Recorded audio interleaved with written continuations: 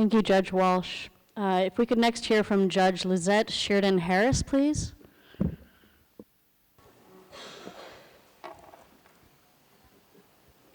Good morning, and thank you to Pope Francis and Monsignor Marcelo Sanchez Sarando for the invitation to speak at this historic first Pan-American Judges Summit on Social Rights, the Environment, and Social Justice. What an incredible opportunity to be in this gathering of so many judges representing our Pan-American countries.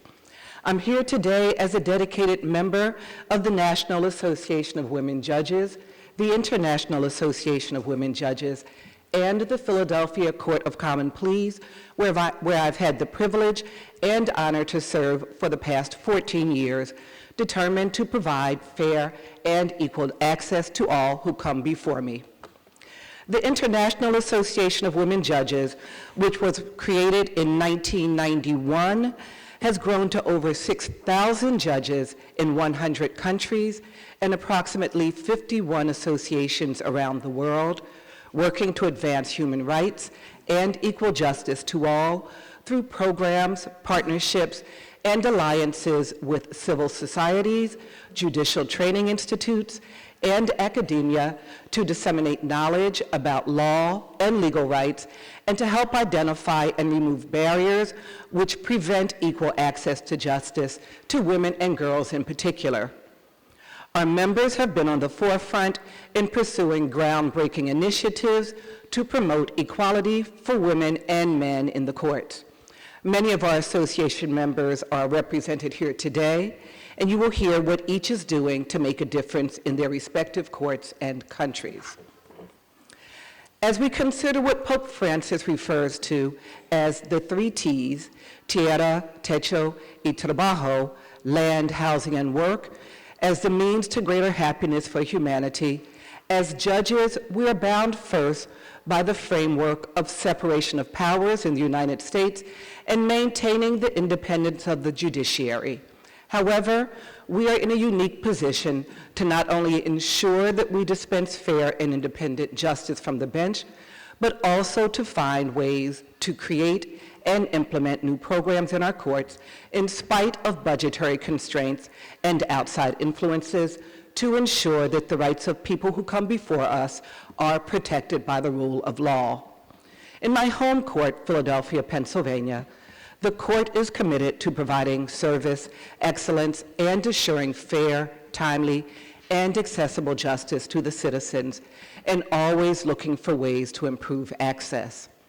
Whether through innovative specialty courts and diversionary programs, language access through interpreter services for those with language barriers or are deaf or hard of hearing, convenient online court access, multifaceted reentry programs for those returning to the community from incarceration, or by implementing best practices in family and youth services. The court is always looking at ways to improve the lives of our citizens while fostering an unwavering public trust in our judiciary. I will touch on a few of the programs that have been created in our courts in response to judges and court leadership identifying needs and finding ways to address them. In 2009, our court saw an increase in the number of people who faced being displaced from their homes due to the inability to make payments on their homes because of circumstances beyond their control. No single reason brought the participants to this point. They were old, young, Black, white, Latino, suffering from job loss, disease, or disabilities, temporarily down on their luck, while others may have been struggling for years, or seniors who were no longer able to make the monthly payments, but all were on the same path of losing their homes through home foreclosure by the lending institutions and banks. In response, the court, with one mission, keeping families in their homes, created the Residential Mortgage Foreclosure Diversion Program. The program gives the parties an opportunity to meet at a conciliation conference to negotiate an agreement between the homeowner and the bank or lender to save their homes. The program is a collaboration of stakeholders, which include housing counselors assigned to each homeowner and representatives from various legal service organizations. Attorneys work with the homeowners for free and meet with housing counselors and attorneys from the lending companies prior to the actual court hearing to see if the matter can be resolved prior to coming before the judge. Between 150 and 300 conciliation conferences are scheduled each week, and since its inception, the program has saved more than 11,000 homes, a 55% success rate. Considered to be the first of its kind in the United States, the program continues to have thousands of participants hoping to remain in their homes. In 2006, the court found that the county's jail population diagnosed with mental illness increased from 13 to 20% in a 2-year period.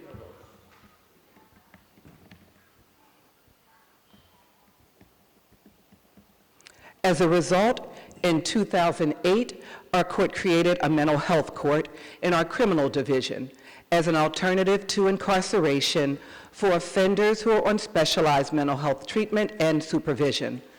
The program aims to divert nonviolent offenders with mental illness from incarceration into community treatment to maintain treatment, housing, benefits, and community support services, to reduce recidivism or repeat criminal activity by offenders with mental illness, to support effective communication between the criminal justice and mental health systems, and to preserve public safety.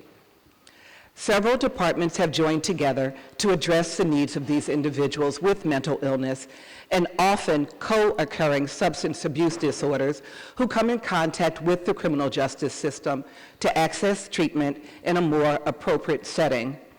It aims to reduce the jail population and criminal justice costs by supporting and preparing the participants for their eventual entry into the more effective modalities, including alternatives to incarceration and other supervised community settings. Early mental health evaluations are conducted when individuals first come in contact with the court to provide for early detection of defendants with mental health issues so the judge can determine whether there should be inpatient or outpatient services. Participants are required to follow conditions outlined by the Philadelphia Adult Probation and Parole Department, as well as the conditions of an individualized treatment plan designed to coordinate mental health treatment and services under the supervision of the criminal court. Participation is voluntary and may include individual and group counseling, medication management and compliance, community support services of the local forensic assertive community treatment team, which is comprised of a collaboration of the courts, the district attorney's office, the Defender Association, the Department of Behavioral Health, the Philadelphia Prison System, and the Philadelphia Department of Probation and Parole. Participants are required to make court appearances to monitor the status of their compliance and must follow additional rules the court may impose.